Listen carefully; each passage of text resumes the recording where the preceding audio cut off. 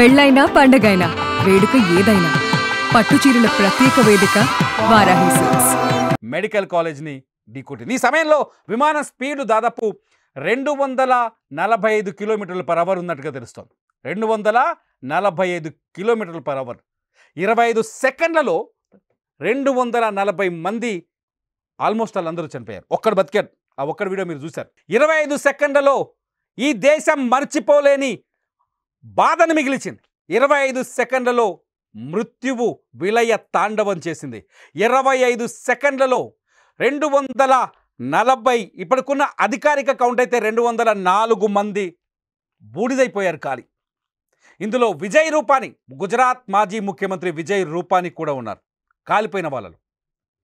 అలాగే 22 మంది medico students ఉన్నారు. ఈ 22 మంది బీజే మెడికల్ కాలేజీలో డాక్టర్ చదువుతున్నారు. హాస్టల్లో మధ్యాహ్నం 1 గంట కదా, హాస్టల్లో భోజనం కోసం వచ్చారు. ప్లేట్లలో అన్నం అలా ఉండగానే విమానం రూపంలో మృత్యువు దూసుకొచ్చింది. వాళ్ళ ప్రాణాలు బలి తీసుకుంది. ఈ వీడియో చూస్తుంటే ఎవరికైనా గుండె రగిలిపోతుంది. నిజంగా విమాన ప్రయాణం ఇంత ప్రమాదకరంగా ఉంటుందా? విమాన ప్రయాణం మనల్ని ఇంత ప్రమాదకర పరిస్థితుల్లో మనం ప్రయాణిస్తున్నామా? నిజానికి ఇటువంటిది ఉండదు. నిజానికి ఇటువంటి ప్రమాదాలు చాలా తక్కువ. కానీ ఇక్కడ మృత్యువును చూసిన తర్వాత ఒక బాధ కలుగుతోంది. అయ్యో, ఎంత అన్యాయంగా చనిపోయారే అని. ఒక్కసారి ఆ వీడియో చూస్తూ ఉండండి.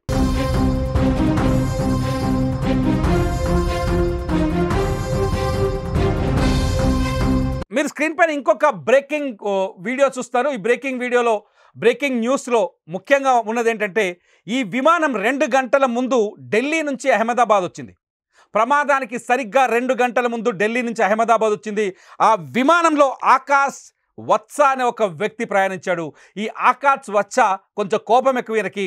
విమానంలో సౌకర్యాలు సరిగ్గా లేవని చెప్పేసి అందులో ఉన్న సౌకర్యాల లేమిపైన ఒక వీడియో రికార్డ్ చేశాడు. ఒకటి కాదు, దాదాపు 2-3 వీడియోలు రికార్డ్ చేశాడు. అందులో ఉన్న ఏసీ పనిచేయట్లేదు, లైట్లు పనిచేయట్లేదు, స్క్రీన్ పనిచేయట్లేదు, విమానం రూట్ మ్యాప్ పనిచేయట్లేదు, ఏ డేటా లేదు, వరస్ట్ ఫ్లైట్ అంటూ ఆయన ఒక వీడియోలు ఆయన మాట్లాడుతూ ఆయన కొన్ని వీడియోలు రికార్డ్ చేశారు. ఒకసారి ఆ వీడియోలో ఆయన ఏం మాట్లాడినో వినండి. And as usual, the map, the in-flight entertainment is not working. Leave in-flight entertainment. Calicut to landing stations. If I talk about this light, it is also not working. If I press this cabin crew button, it's not working either. Nothing is working. Nothing at all. ఇదే విమానం ఇప్పుడు ఏదైతే Ahmedabad airport బయట కుప్ప కూలిపోయిందో, ఇదే విమానంలో 2 గంటల ముందు ఢిల్లీ నుంచి అహ్మదాబాద్కు ప్రయాణించాడు ఈయన ఆకాష్ వత్సా. అందులో సౌకర్యాల లేమి, విమానంలో ఎవరు పట్టించుకోని విధానం, విమానాన్ని నిర్లక్ష్యంగా వదిలేయటం, ఇటువంటి అంశాలన్నీ ప్రస్తావిస్తూ కొన్ని వీడియోలు రికార్డ్ చేశాడు. దీన్ని సోషల్ మీడియాలో పోస్ట్ చేయడానికి రికార్డ్ చేశాడు. ఎప్పుడైతే అహ్మదాబాద్లో ఈ విమానం కుప్ప కూలిపోయిందో అప్పుడు చాలా బాధతో తన ట్విట్టర్ అకౌంట్లో ఈ వీడియోను పోస్ట్ చేస్తూ, డామిట్, ఈ ఫ్లైట్లో 2 గంటల ముందు నేను వచ్చాను అహ్మదాబాద్లో. నిజంగా అదృష్టవంతుడు. 2 గంటల ముందు వచ్చాను నేను అహ్మదాబాద్కి ఢిల్లీ నుంచి. ఇందులో ఏ సౌకర్యాలు సరిగ్గా లేవని అక్కడ ఉన్న టాటా వాళ్ళకి, ఎవరైతే ఇది టాటా కంపెనీకి చెందిన ఎయిర్ ఇండియా విమానం టాటా ఆక్యుపై చేసింది, ఎయిర్ ఇండియా వాళ్ళకి ఫిర్యాదు చేయడానికి ప్రయత్నించాడు. ఈలోపే విమానం నేలకూలిపోయింది. 2 బాక్స్లో చూస్తున్నాం. ఒక దాంట్లో విమానం లోపలి విజువల్, రెండోది విమానం వెలుపలి వీడియో. విమానం లోపలి వీడియో ఒకవైపు చూస్తున్నాం, విమానం వెలుపలి వీడియో ఒకవైపు చూస్తున్నాం. విమానం లోపలి వీడియో 2 గంటల ముందు ఈ బోయింగ్ విమానంలోనే రికార్డ్ చేయబడిన వీడియో. రెండోది లండన్ బయలుదేరే ముందు కుప్ప కూలిపోయిన ఇదే బోయింగ్ విమానం. ఈ విమానం నిజంగానే ఇతను భావించలేదేమో, ఇతను అనుకోలేదు ఇలాంటి ప్రయాణం తాను చేయాల్సి వస్తుందని. ఈ ప్రయాణం ఇంత ప్రమాదకరంగా, అంటే ఇతని తర్వాతి ప్రయాణం ఇంత ప్రమాదకరంగా ఉంటుందని ఎవరు ఎక్స్పెక్ట్ చేయలేదు. ఎక్స్పర్ట్ చెప్తున్నారు ఇటువంటి విమానాల్లో సాంకేతిక లోపాలు తలెత్తడం చాలా అరుదు అని. కానీ విమానం లోపలనే ఏసీ లేదు, కనీసం స్క్రీన్ పనిచేయట్లేదు, పట్టించుకోవట్లేదు, ఎవరు ఆ లైట్లు సరిగా పనిచేయట్లేదు. అక్కడున్న ప్రయాణికులు చాలామంది ఇబ్బంది పడుతున్న వీడియోలు కూడా ఉన్నాయి. ఆయన రికార్డ్ చేశాడు ప్రయాణికులు ఇబ్బంది పడుతున్న వీడియోని. కట్ చేసే అదే విమానం సరిగ్గా 2 గంటలు ఆకాష్ వత్స ఈ వీడియోని రికార్డ్ చేసిన 2 గంటల తర్వాత అదే విమానం అహ్మదాబాద్ ఎయిర్పోర్ట్లో ఎగిరి సరిగ్గా 25 సెకండ్లో కుప్పకూలి పేలిపోయింది. 2 వీడియోస్లో చూస్తే మీకు అర్థమవుతుంది సిచ్యువేషన్ ఎంత హారిబుల్గా ఉందో. మీరు ఆలోచించండి, ఒక్కసారి మీరు ఇలాంటి ఫ్లైట్లో ఉన్నప్పుడు ఏముంటుంది, ఏం జరిగి ఉండేది? ఈ ఫ్లైట్లో మీరే ఉంటే ఏంటి సంగతి? ఈ ఫ్లైట్లో మీరే ఉంటే ఏం జరిగేది? ఒక్కసారి ఆలోచించండి. నిజంగా ఇక్కడ నిర్లక్ష్యం ఉందా? ఉదయం నుంచి మధ్యాహ్నం 1:38 నుంచి భారతదేశంలోని ప్రతి రాష్ట్రం, భాష, ప్రాంతమన్న తేడా లేకుండా ప్రతి ఒక్కరూ బోరున విలపిస్తున్న సంఘటన. 204 మంది విమాన ప్రయాణికులు కళ్ళ ముందే 25 సెకండ్లలో ప్రాణాలు కోల్పోవటం. ఈ దేశంలో ఉన్న ప్రతి మనిషి ఈ విషయం తెలిసి అయ్యో ఇంత దారుణం జరిగిందా అని బోరున విలపిస్తున్న తరుణం ఇది. కనీసం ఈ విమాన ప్రమాదానికి గల కారణాలు వాళ్ళకి తెలియదు. ఎందుకు ఈ నేల కూలిందో ఎవరికీ తెలియదు.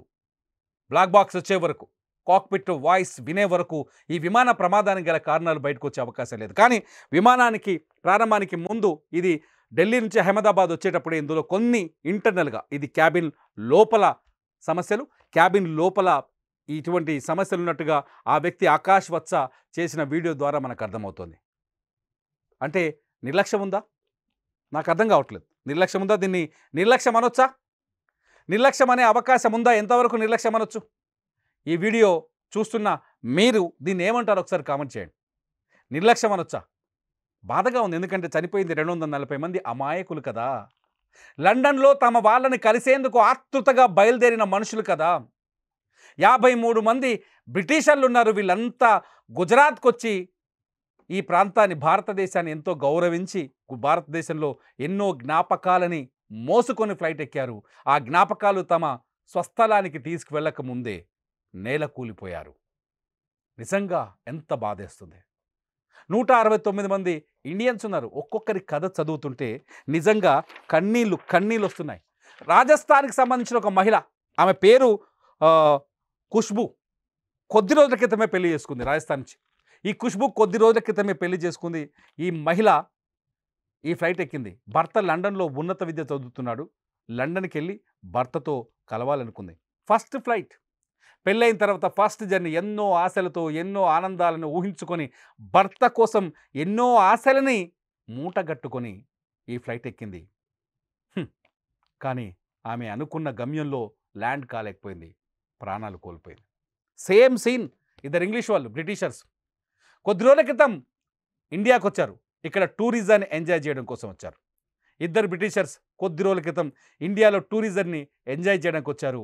ఆ ఇద్దరు గుజరాత్లో అనేక ప్రాంతాలు తిరిగి భారతదేశం మీద ఎంతో ప్రేమను, అభిమానాన్ని పెంచుకున్నారు.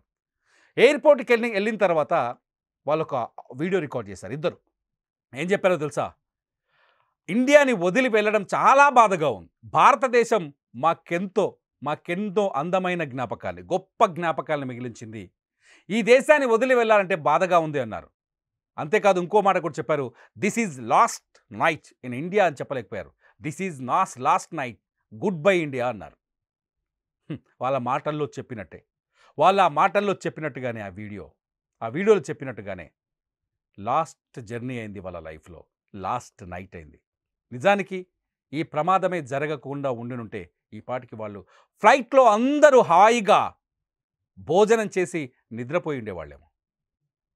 మృత్యువు ఇలా దూసుకొస్తుందని, అది అహ్మదాబాద్ ఎయిర్పోర్ట్ ప్రహరీ గోడ అవతలే ఉందని, అహ్మదాబాద్ ఎయిర్పోర్ట్ ప్రహరీ గోడ అవతల వీళ్ళ కోసం ఎదురు చూస్తుందని వీళ్ళకి తెలియదు.